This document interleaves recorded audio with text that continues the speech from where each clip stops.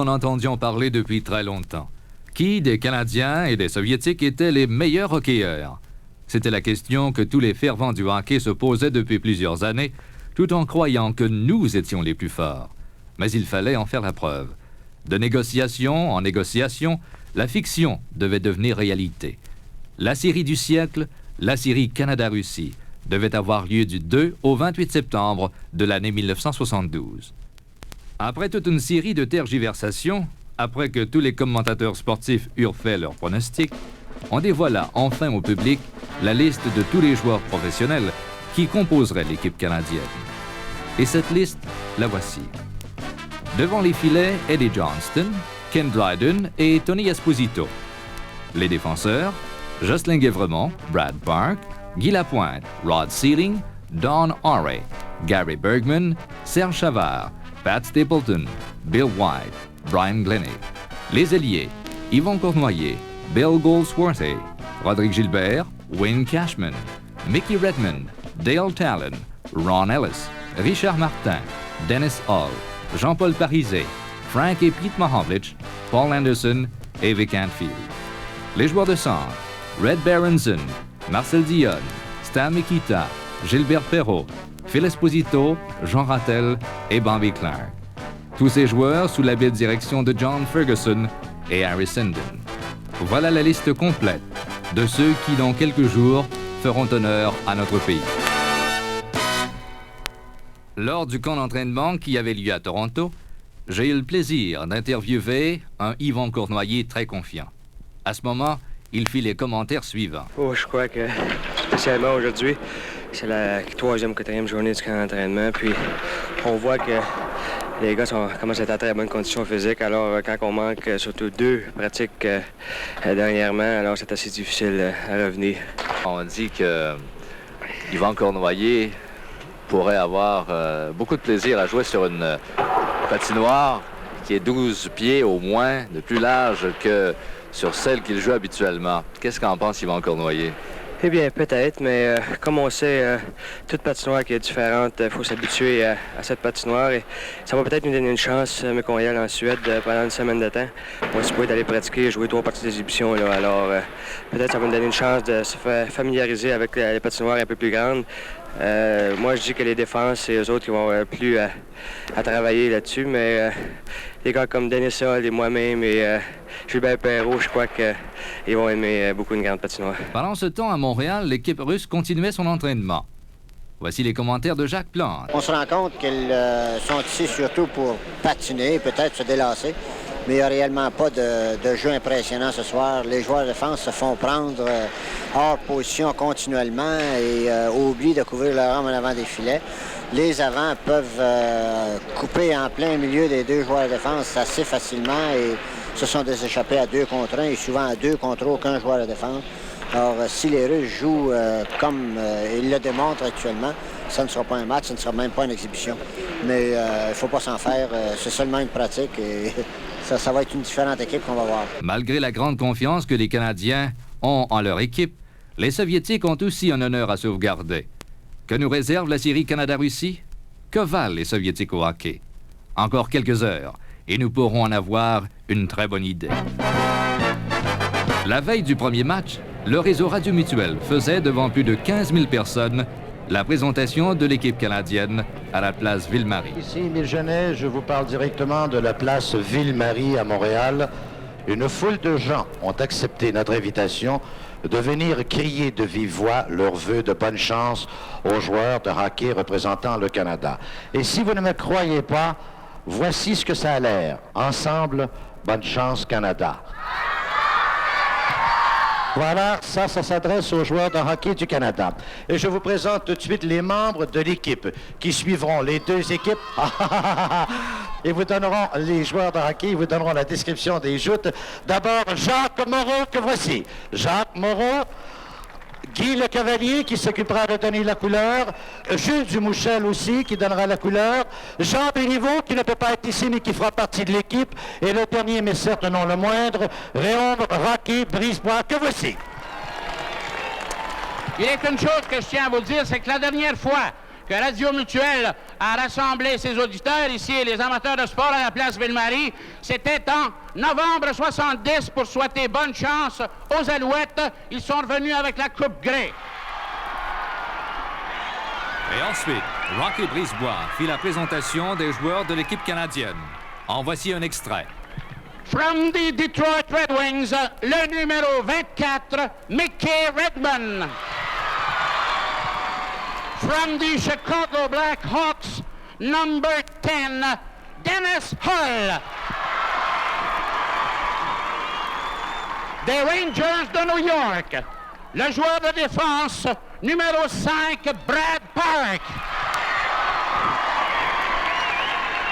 Des Bruins de Boston, le numéro 4, Bobby Orr. Des Canadiens de Montréal, le numéro 12, Yvan Cournoyer. Yvan, quel était l'esprit de l'équipe à la veille de ce premier match? À la veille de ce premier match, l'esprit de l'équipe était très bon, mais les gars étaient aussi très nerveux. On voulait tellement gagner cette partie, alors c'était très important pour nous, surtout la première partie. L'instructeur en chef, the head coach de l'équipe Canada, Harry Sinden. It's a great pleasure and honor to open this great significant series in the city of Montreal. You have again demonstrated this afternoon that you are the most enthusiastic hockey city in the world.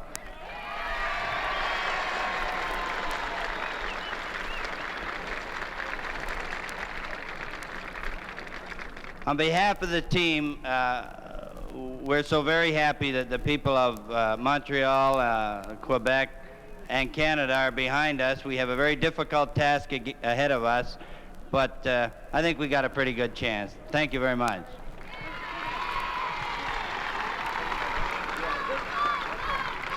Plus que quelques heures avant le début de l'événement sportif le plus marquant du siècle. Le forum est plein à craquer. Plus de 18 000 personnes assistent sur place à ce premier match entre le Canada et l'Union soviétique. Plus de 15 millions de Canadiens suivent l'événement partout dans les foyers, dans les tavernes, dans les restaurants et aussi dans les bureaux par le truchement de la radio et de la télévision. Il y a d'abord la cérémonie d'inauguration. Mesdames et messieurs, voici maintenant les membres de l'équipe de l'Union soviétique pour le match de ce soir. Ladies and gentlemen, here are the members of the Russian team for tonight's game. Le numéro 1, wearing number 1, Victor Zinger. Le numéro 2, number 2, Alexandre Gousseff. Le numéro 3, number 3, Vladimir Luchenko. Le numéro 4, number 4, Victor Kuskin. Et ensuite, il y eut présentation de Équipe Canada. Et maintenant, pour l'équipe du Canada. And now for Team Canada.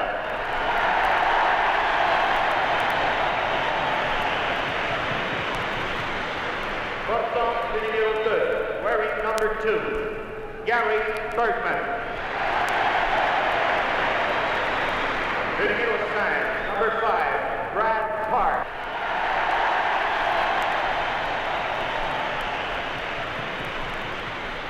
Le numéro 27, number 27, Frank Mahomes.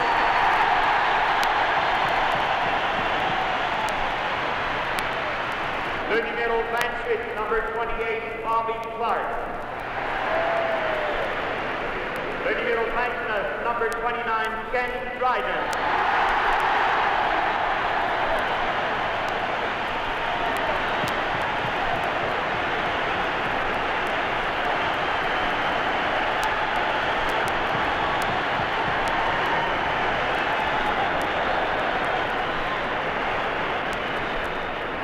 Le numéro 35, number 35, Tony Esposito.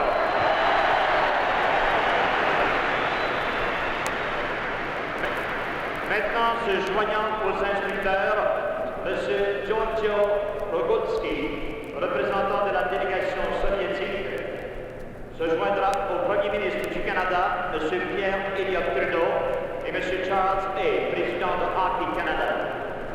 Now, the representative of the Soviet delegation, Mr. Georgy Rogulski, will join Mr. Pierre Elliott Trudeau, Prime Minister of Canada, and Mr. Charles A., President of Hockey Canada.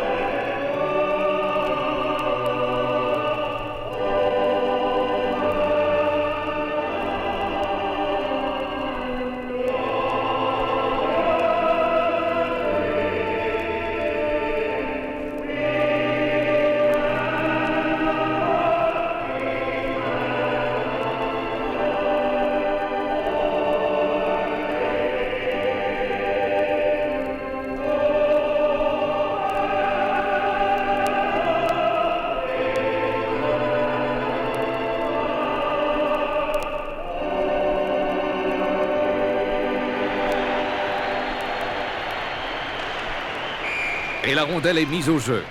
Dès les premières secondes du match au Forum de Montréal, l'enthousiasme est à son comble. Bergman prend la rondelle au centre. Une passe vers Frank Mahovlich, c'est raté contre la rampe et Mahovlich est accueilli solidement par le défenseur soviétique. La rondelle roule contre la clôture jusqu'au défenseur Brad Park. Il s'avance, il lance. Frank Mahovlich touche la rondelle. Esposito complète et c'est le but! Après ce premier point, le Phil Esposito suit un but de Paul Anderson à 6 minutes 32 secondes, ce qui donne une avance de 2-0 à Équipe Canada. Allons-nous assister à un blanchissage? Non, car les Russes ne tardent pas à montrer leurs dents.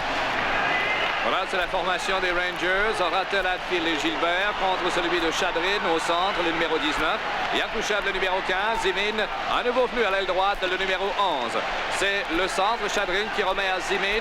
Contre la clôture, il est plaqué. Finalement, reprend le disque, remet derrière au défenseur Polladier dans le territoire de l'équipe canadienne. Le relais devant le filet. Zimin est là, Dryden est étendu et c'est le but! 2-1 le compte après ce but de Zimin. Rien n'était alarmant jusqu'au moment où survient le deuxième but des Russes, compté par Petrov. La deuxième période s'engage sur le compte de 2-2. Équipe Canada se rend compte de la force de l'équipe soviétique. On active la machine mais. Arlomov donne l'avance aux Russes, en portant le compte à 3-2. L'équipe canadienne doit reprendre son avance lorsqu'à 10 minutes 18 secondes, Arlomov compte une seconde fois pour les Russes. 4-2. Le public du Forum craint maintenant le pire. C'est sur cette note que débute la troisième période. L'Union soviétique mène 4-2. On est en troisième période. Cournoyer prend le disque au centre. Une passe devant Frank Mahovlich. C'est raté. Cependant, il le récupère dans le coin. Ça mène devant Tretiak. Le revers. Et Tretiak fait l'arrêt. Il dépose la rondelle derrière le filet. C'est Lyapkin contre la clôture. Il perd la rondelle jusqu'à Rod Sealing maintenant. Sealing le lance et frappé. Et Tretiak n'a aucune difficulté et fait l'arrêt. Et retient la rondelle jusqu'à ce que l'arbitre Len Gagnon siffle leur jeu. Harrison maintenant fait appel au trio de Clark, Ellis et Anderson. On reprendra à la droite du gardien Tretiak.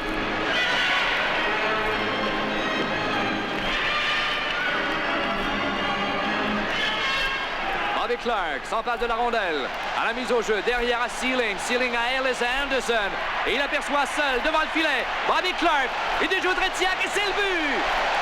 Bobby Clark apporte une lueur d'espoir en comptant ce but à 8 minutes 22 secondes. Les Canadiens ont repris goût au match et foncent de plus belle. Plus qu'un point pour égaler le compte des Soviétiques quand Mikhailov déjoue Dryden à 13 minutes 32 secondes. suivi de Zimin à 14 minutes 29 secondes, portant le compte à 6-3 en faveur des Russes. Est-ce la fin d'un mythe? Yakouchev vient clore le premier match de la série par le compte de 7-3. Yvan, comment l'équipe s'était-elle expliqué une pareille défaite? Eh bien, après avoir pratiqué 3 semaines, on se regardait un et l'autre et c'était très difficile à s'expliquer cette défaite. Je crois que c'était de recommencer à neuf et d'essayer de gagner les autres parties qui venaient à venir et d'oublier la première partie.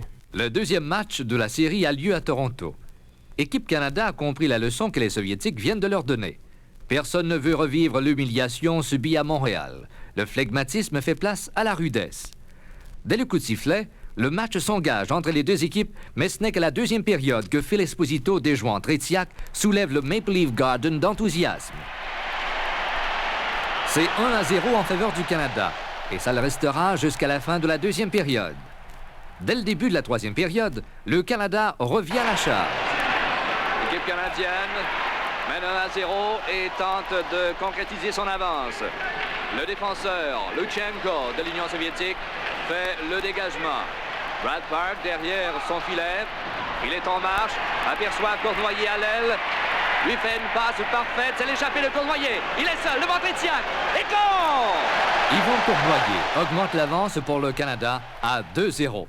Assisterons-nous au blanchissage des Russes? Rien ne porte à le croire, et Yakouchev vient le confirmer en portant le compte à 2-1. Même si le Canada est en avance, on craint un revirement complet des forces, car on peut s'attendre à tout avec l'équipe russe. Mais le vent ne tourne pas. Le défenseur Pat Stapleton est au banc des pénalités. Une très bonne occasion ici pour l'équipe soviétique de niveler les chances, puisque c'est 2-1. Esposito et Cournoyer ont marqué avec l'aide de Park. Soit dit en passant que Park a participé aux 2 buts. Yakouchev pour l'Union soviétique. Et le jeu reprend. Chadrin passe arrière à Poladiev qui lui remet. Une autre passe est ratée devant le filet. Zibin va dans le coin, va la chercher, remet à Chadrin et le gardien intervient. La pointe vient chercher la rondelle qui lui échappe. Elle revient à tourner Esposito qui remet à son frère Phil. Il aperçoit Peter Mahovlich au centre. Un seul défenseur maintenant. C'est pour Poladiev, le déjoue avec une fête magistrale devant Tretiak et c'est le but! Peter Mahovlich réussit un des plus beaux buts de la série, portant le compte à 3-1 en faveur du Canada. Et moins de 3 minutes plus tard, son frère Frank vient confirmer l'avance du Canada. Ce deuxième match appartient définitivement au Canada. Guy, après cette victoire à Toronto, est-ce que vous croyez capable d'aller chercher les honneurs de la série? Franchement, j'ai été surpris après la première partie du résultat. Mais disons que j'avais une petite idée. Après la deuxième partie qu'on a gagné 4-1, je crois que c'était une bonne partie qu'on avait jouée. On avait joué du bon hockey. Mais je croyais sincèrement qu'on était pour avoir de la difficulté à les vaincre après les avoir vus évoluer à la première partie. Rien n'est moins sûr que la victoire pour le Canada, car les Soviétiques sont de coriaces adversaires. Le troisième match de la série a lieu à Winnipeg le lendemain du massacre des 11 athlètes des Jeux olympiques de Munich. Et en leur mémoire, 1 minute de silence est respectée avant la partie. Un match moins rude et plus scientifique s'engage entre les deux équipes. Un match où chacun se surveille de près. 1 minute 54 secondes se passent et... Jean-Paul Parisé ouvre le pointage, suivi presque immédiatement d'un but de Petrov, qui égalise le compte. Mais la riposte ne se fait pas attendre. Jean-Paul Parisé vient de sauter sur la patinoire. Sa punition est terminée. Une passe ratée. Le disque saisi au centre par Bobby Clark. Un lancer de loin. Un retour du côté droit. Le disque revient au centre à Brad Park, à Anderson. Il s'arrête. Passe derrière à Clark. Mise en échec par Gusev, le numéro 2 de l'équipe soviétique. Une autre passe interceptée par ce dernier. Cournoyer est là avec Jean Rattel. Une passe à Lebedev qui fait une chute. La rondelle est en possession de Anderson. À Cournoyer, à Rattel. Et c'est le but! Là, ce joueur de centre des Rangers complète admirablement une stratégie d'Yvan Cournoyer. Jean Rattel redonne l'avance au Canada. Dès le début du deuxième engagement, le Canada renforce son avance. Le disque se déplace à la ligne bleue. Park, un lancer qui touche le bâton d'Esposito et la rondelle se retrouve contre la rampe, juste à côté du filet. Esposito avec Cashman, le disque est libre. On se le dispute contre la clôture. Parisé intervient, travaille devant le défenseur Gusev. Le disque se déplace jusque devant Tretiak. Esposito est là, et goal! Phil Esposito vient de compter son 3e but depuis le début de cette série. Quelques 8 minutes plus tard, Harlamov de l'Union soviétique réduit la marge, suivi de Anderson qui redonne cette avance de 2 points au Canada. Avance qui ne dure que peu de temps, car Lebedev fait dévier un lancer de Vassiliev dans le filet d'Esposito. 3 minutes après, Bodunov égalisait le compte. On devait rester 4-4, ce qui constituait un match nul.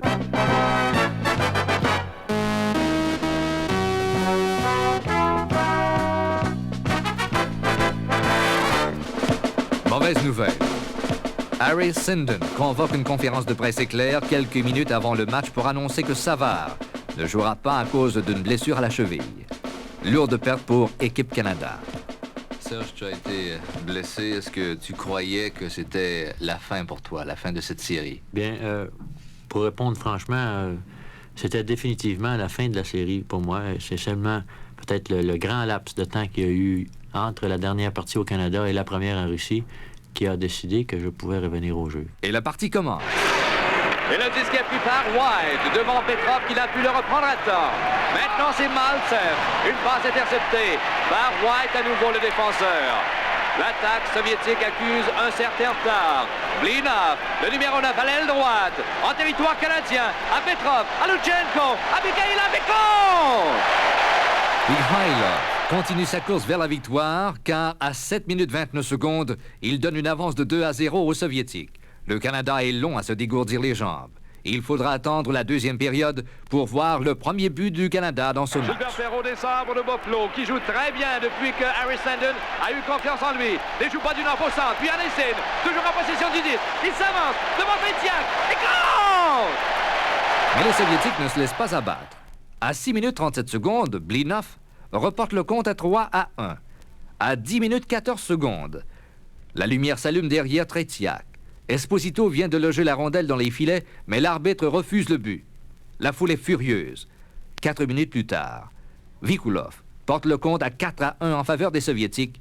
La troisième période s'annonce bien lorsqu'à 6 minutes 54 secondes, Bill Goldsworthy compte le deuxième point du Canada. Même si les Russes semblent ralentir leur élan, cela n'empêche pas Chadrin de déjouer Dryden à 11 minutes 5 secondes. Le compte est maintenant 5-2. Et il ne reste que quelques secondes avant la fin. Dan Dryden reprend son poste après avoir été entraîné à l'extérieur de sa cage par Mikhailov. Petrov, un lancer frappé, arrêté par le défenseur Bergman. Autour de Vikulov, il perd cependant le disque à Bill Goldsworthy, qui remet à Phil Esposito. 28 secondes à faire, 5-2 les Soviétiques. Esposito, à Danesson qui s'avance et là, et goal! Le compte final, 5-3, en faveur des Soviétiques. Alors, si on me demandait de résumer peut-être les 4 premières parties de la série qui s'est déroulée au Canada, si on commence par la première partie, même si le jeu était dominé par les Russes, et comme on sait, le résultat final était de 7-3, le pointage ne donne peut-être pas le résultat quand on pense que, comme on mentionne souvent, que notre conditionnement physique n'était peut-être pas à point et qu'on a vu les Russes enregistrer 3 buts dans les 4-5 dernières minutes de jeu. Les lancers ont été de 32-30 pour l'équipe du Canada et je crois bien que le gros facteur de cette première partie a été la domination des Russes dans peut-être les 5-6 dernières minutes du match. Tant qu'au deuxième match, je crois bien que les joueurs étaient un peu froissés dans leur orgueil. La presse canadienne a été passablement massacrée, notre sport national. Alors, je crois bien que la plupart des joueurs blessés dans leur orgueil ont fourni un effort suprême 2 jours après à Toronto et on a disposé des Russes 4-1 avec 36 lancés contre 21. Je crois bien que c'était peut-être notre meilleure partie en sol canadien. Ce qui a trait à la troisième partie qui s'est déroulée à Winnipeg, encore là, on aurait facilement pu s'en tirer avec une série nulle au Canada si on avait pu décrocher cette victoire. Et je crois que cette victoire, on la méritait peut-être. Les Russes, encore, ont profité peut-être de quelques faiblesses et ont enregistré 2 buts rapides en deuxième période, alors qu'on menait dans la partie 4-2. La partie s'est terminée 4-4 et on a manqué une opportunité de pouvoir annuler la série ou, au pire, annuler la série qui s'est déroulée au Canada. Encore là, l'équipe du Canada avait l'avantage dans les lancers 38-25. Et jusqu'ici, je crois que la grande vedette de la série a certainement été Tretiak, le gardien de but des Russes. Ce qui a trait à la 4e partie à Vancouver, j'étais sur l'avion lors de la dernière partie. Je n'ai pu assister à la dernière partie. D'après la plupart des commentaires qu'on a vus dans les journaux et à la télévision, je crois que ça a été probablement la pire partie jouée par l'équipe du Canada. Dans 14 jours, rendez-vous à Moscou.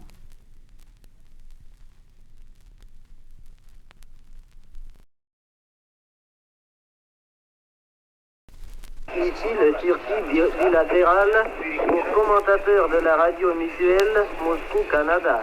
Dies ist die Rundfunkprogrammleitung für den Kommentator des Rundfunks Mutuell von Moskau nach Montreal.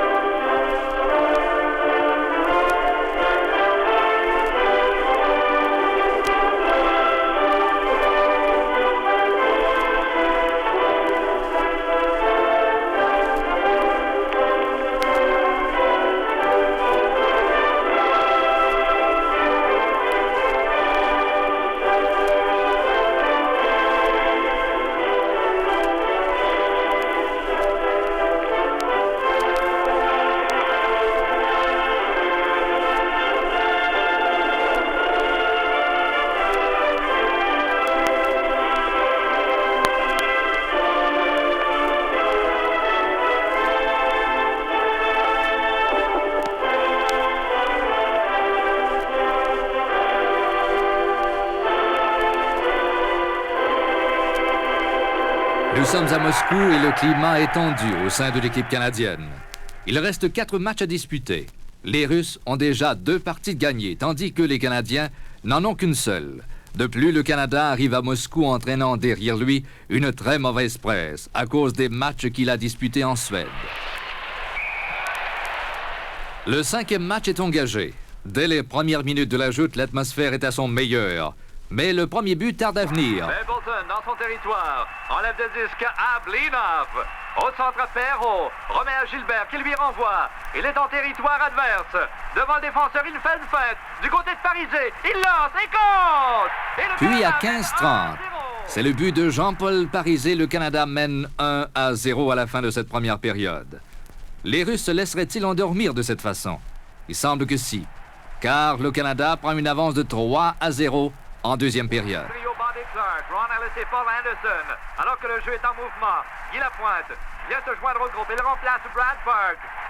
Une incursion subie de Bobby Clark en territoire adverse. Il s'amène devant le défenseur, le déjoue, devant le gardien, du revers. Il déjoue, Tretiak et compte. Et le Canada mène 2-0. Et l'instructeur Harrison Dunn fait toujours confiance au trio de Clark, Ellis et Anderson. À la mise au jeu, à la droite du gardien Tretiak. C'est Bobby Clark qui remet à la ligne bleue. À la pointe, un lancer frappé, dévié par Anderson et compte. Les quelques 2500 partisans canadiens qui ont suivi l'équipe à Moscou voient déjà la fin heureuse de cette série du siècle. Et c'est sur cette note que débute la 3e période. Kouskin, en position du 10 dans le coin. Kouskin remet au centre. C'est 2 contre 1 maintenant. Une passe à Blinov. Blinov et compte. Le premier but de l'Union soviétique. Le Canada riposte à 4,56. C'est amené, il a trop hésité. Et un beau repli des défenseurs canadiens. Une passe qui va jusqu'à Paul Anderson. Il s'amène seul devant Tretiak. Il a des comptes. Et le Canada a repris sur l'avance de 3 buts. Les Russes seraient-ils défaits? Chadrin maintenant, qui a la rondelle, à Tsigan encore derrière. À Chadrin au centre. S'avance bien. À Yakouchev. Un lancer trop haut. Yakouchev, toujours en possession du disque dans le territoire de l'équipe canadienne. Yapkin. Allez! Oh! La rondelle a été déviée par le numéro 22, Anicine. Le numéro 22, Anicine, il était posté au bon endroit. 10 minutes 50 à faire en 3e période. Oh, un deuxième but de l'équipe soviétique en quelques secondes. Et ça se casse. 4-3. Nous commençons maintenant à sentir la soupe chaude comme bien des gens dans les estrades ici. Alors, on a repris. C'est Gousseff, un lancer frappé qui va jusqu'à Stapleton. Stapleton le perd aux mains de Maltsev, à Harlamov, à Ragoulin. De l'autre côté, à Gousseff, un autre lancer frappé. Et goal! Et les Soviétiques viennent d'égaler les chances. 4-4 Il reste 8 minutes et 19 secondes à faire. Harlamov, à Maltsev, à Harlamov, derrière Ragulin. Ragulin de l'autre côté. Et ça avance bien Vikulov à Harlamov. Un lancer qui revient devant après avoir frappé le filet derrière. Le filet. Le filet. Je cherchais le filet. Et l'attaque de l'État. Et les Soviétiques prennent l'avance 5-4. 4 buts de l'Union soviétique en 3e période. Les joueurs canadiens n'y comprennent plus rien. Ils offrent au public une performance des grands jours durant 2 périodes et tout à coup, les Soviétiques se mettent à patiner et c'est la fin. Écoutons ce qu'en pense Jean Béliveau. Encore une fois, on a une preuve frappante que le conditionnement physique, la ténacité et l'allure régulière des Russes a eu l'avantage sur le jeu des Canadiens. Une joute de hockey n'est jamais gagnée avant la dernière seconde de la 3e période.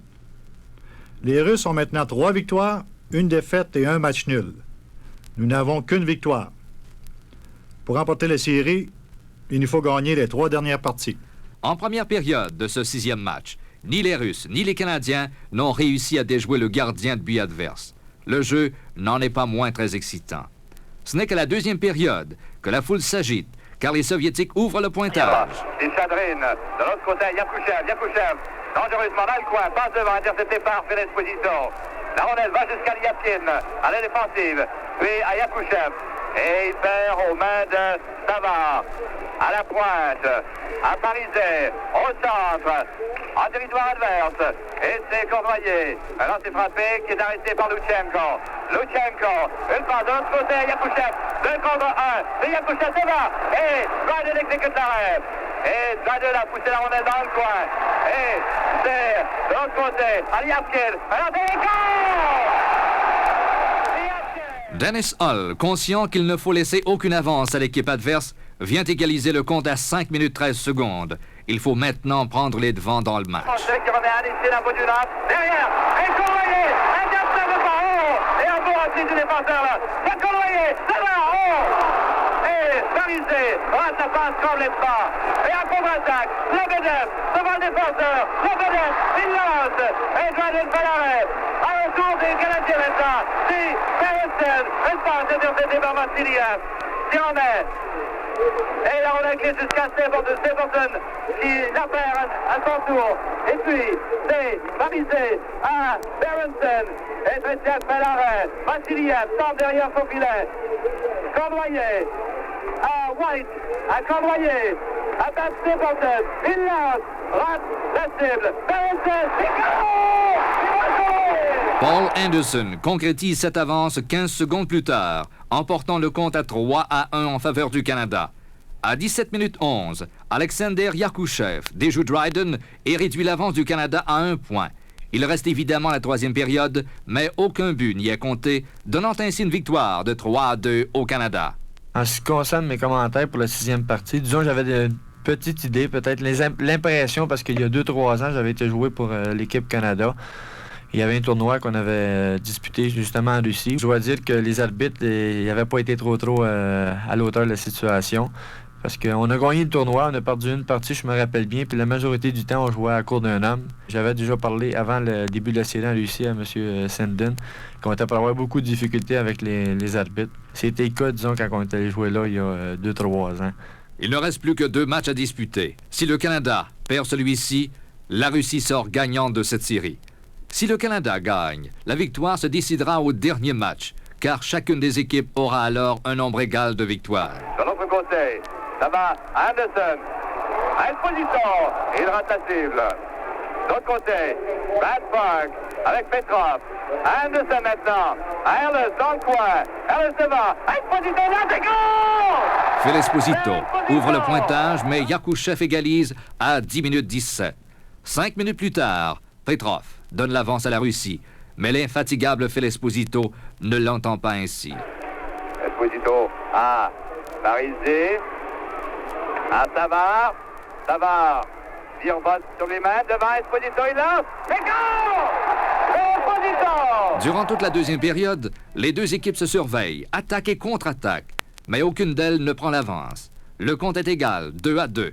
Ce n'est qu'en 3e période que le match se dénoue. Au centre, Petrov est là. Petrov devant Rattel. Remet le disque derrière pour Kouskin. Kouskin devant Rattel. Rattel joue bien et il empêche de sortir.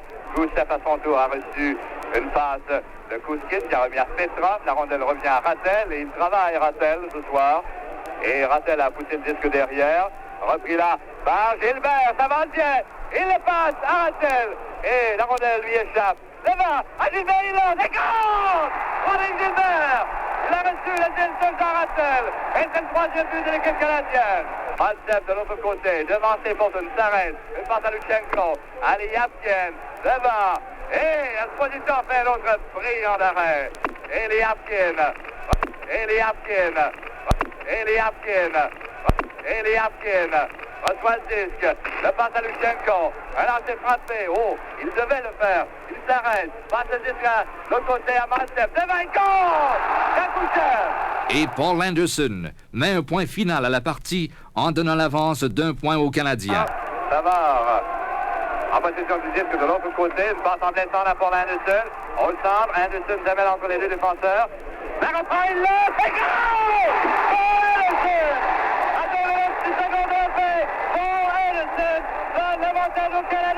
Le match du siècle aura donc lieu dans 2 jours, car le Canada vient de remporter ce 7e match par le compte de 3-2.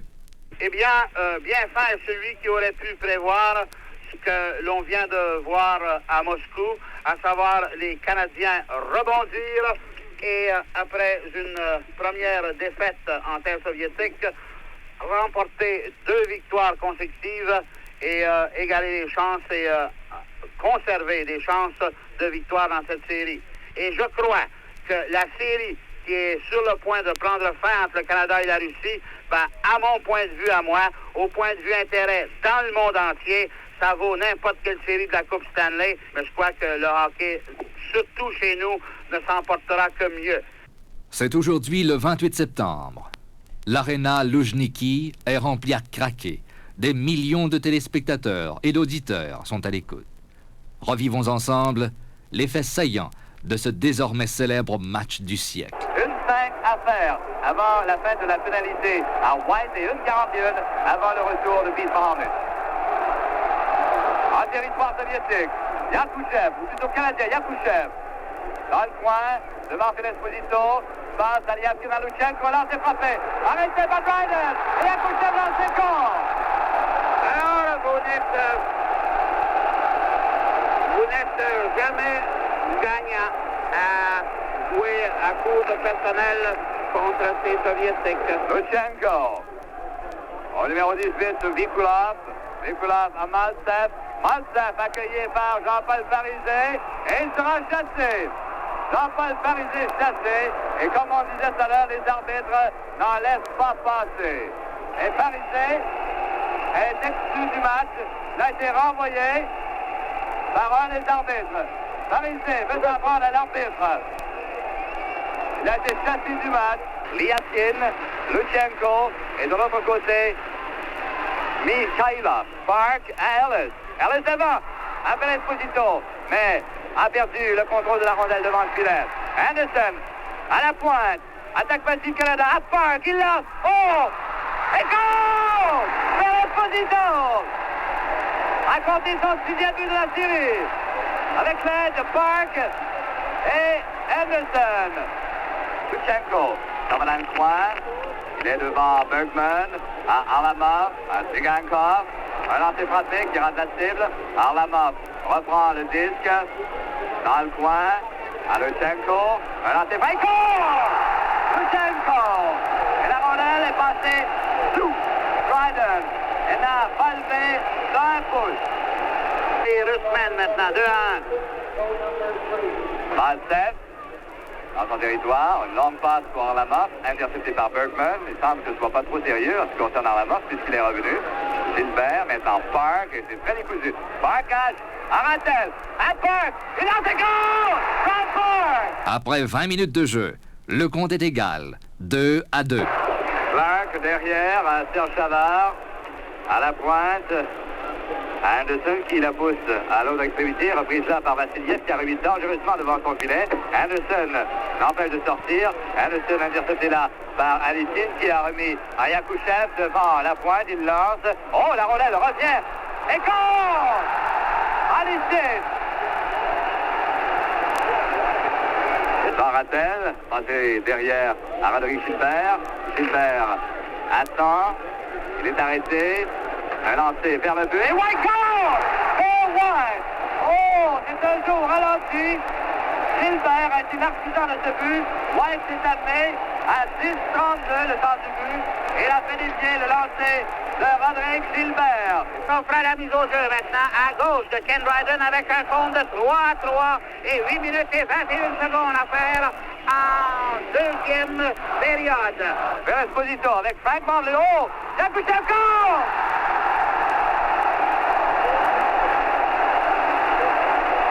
Et l'avance est reprise par les Soviétiques à 11-43.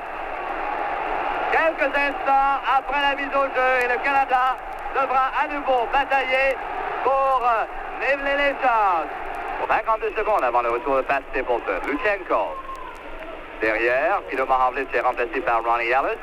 Vassiliev a passé, a reçu le disque de Luchenko, a passé maintenant à Mikhaila, à Chadrin, à Mikhaila. Mikhaila à Chadrin, à Yakushev. Yakushev devant Ellis. Il hésite. Il est toujours à la ligne bleue. Il a passé de l'autre côté à Vassiliev. Et compte! Tout se déroulait au ralenti, alors qu'il reste 14 secondes à faire avant le retour de Pat Stapleton. 3-16 avant la fin du deuxième 20. Et les joueurs canadiens auront fort à faire pour remonter la pente. Après 2 périodes, la Russie mène par le compte de 5-3. Après 5 matchs et 2 tiers, tout est remis en cause. Jamais le Canada n'aura connu de moment aussi palpitant. Et Gusev, au centre. Il a à sa gauche Mikhaila qui lui remet le 10. Pour Binaf, intercepté par Cournoyer. Une mauvaise passe qui est interceptée par le défenseur, qui remet en territoire canadien. Blinaf là, le numéro 9. Accroché par Pilo Maravlich, le disque revient derrière à Stapleton. Stapleton contre la clôture pour Pilo Maravlich. Dans le coin, derrière Dryden. Le long de la clôture pour Cournoyer. À Pilo Maravlich, ça mène bien. Et il est devant Gusev, le déjoue. La rondelle lui échappe dans le coin. Passe devant. Et fait l'Esposito devant une lance. Et goal! L'Esposito! Espace de Pilo Maravlich qui a très bien travaillé là-dessus. Pilo Maravlich, de bon travail. Le but est survenu à 2-27. Et l'Union soviétique mène par un but maintenant, 5-4. La rondelle va jusqu'à Dryden, derrière, à Park. Park, de l'autre côté, a fait l'Esposito. Il s'amène, il lance. Oh, Etretiak a fait l'arrêt. Devant, à nouveau, Esposito devant, Cournoyer, il lance. Et à nouveau, et il goal! Et il goal! Et il goal! Yvan Cournoyer! Après ce but, on savait que si les Russes ne comptaient pas un autre but, qu'on ne pouvait pas être défaite, mais on avait toujours l'espérance de nous en compter un pour gagner la série, car c'était très important. Beaucoup plus de gagner la série que d'annuler la série pour nous. Alors, ce qui devait arriver est arrivé. 50 secondes avant la fin, 5-5. Et Cournoyer à Esposito, c'est trop long pour lui. Vassiliev, il remet contre la bande à Cournoyer, dans le côté Anderson, mais ne peut mettre le bâton solidement là-dessus.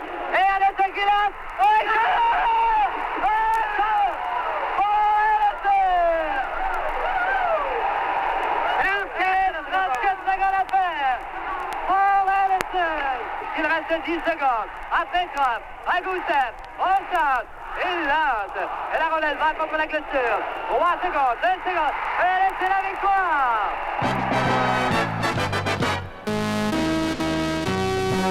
Après les 3 derniers matchs en Russie, les amateurs de sport du Québec pouvaient communiquer directement avec Rayon Brisebois, Jean Béliveau ou moi-même, grâce à une ligne ouverte Moscou-Montréal.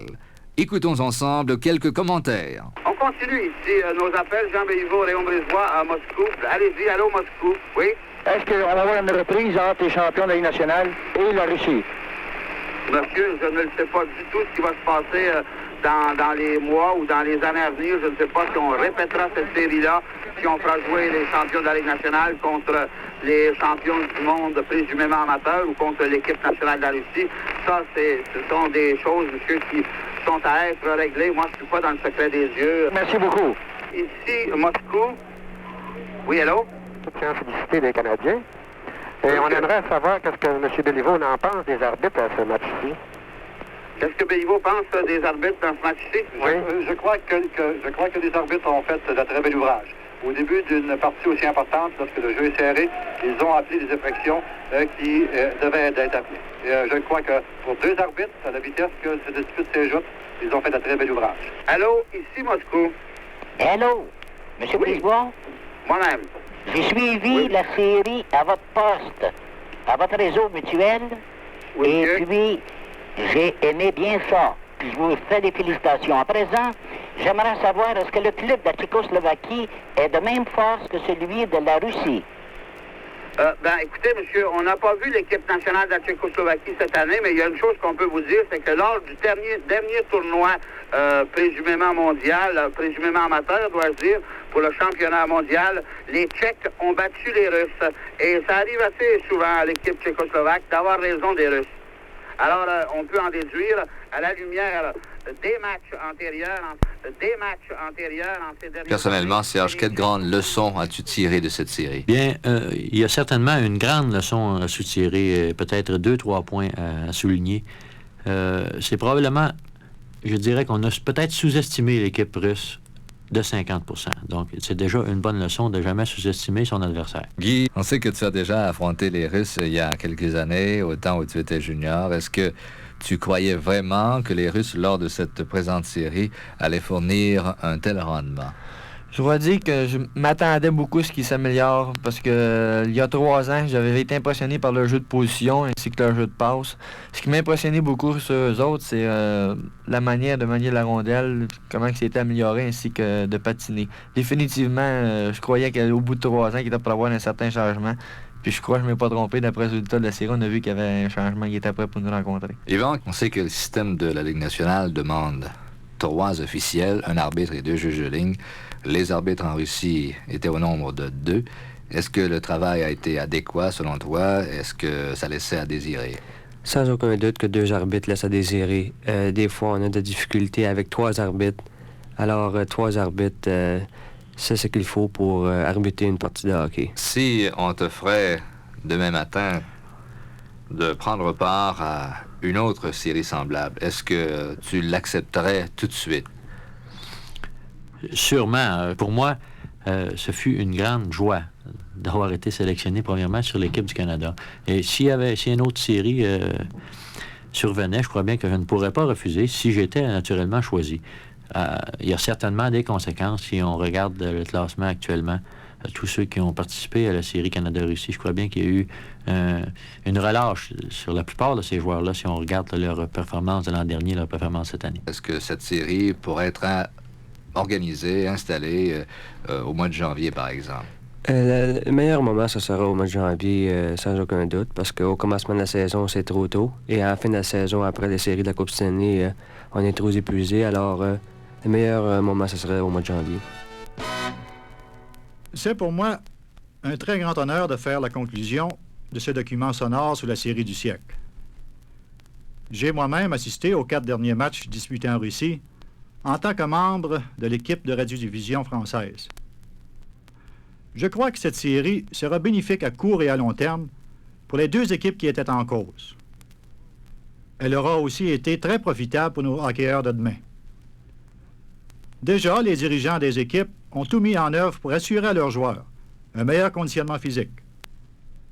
Nous avons certainement appris des Russes que même si on est gratifié d'un don pour le hockey, et si on ajoute à cela le conditionnement, le désir de vaincre, la volonté de réussir, eh bien, on peut devenir un joueur d'une catégorie à part. D'autre part, les Russes ont appris que, même s'ils avaient ce conditionnement, les joueurs canadiens sont très opportunistes et qu'une jeu de hockey peut se gagner par l'improvisation. Les Russes jouent un fantastique jeu de position, mais qui est peut-être un peu trop mécanique. Cette série a été chaudement disputée. Et il est bon qu'il en ait été ainsi. Par ceci, je veux dire que si le Canada avait remporté la série haut la main, eh bien, aucun changement n'aurait été apporté à nos méthodes d'entraînement. Il est fantastique de constater que ce que nous avons appris au cours de cette série de hockey peut s'appliquer non seulement au sport en général, mais aussi à tout métier et à toute carrière.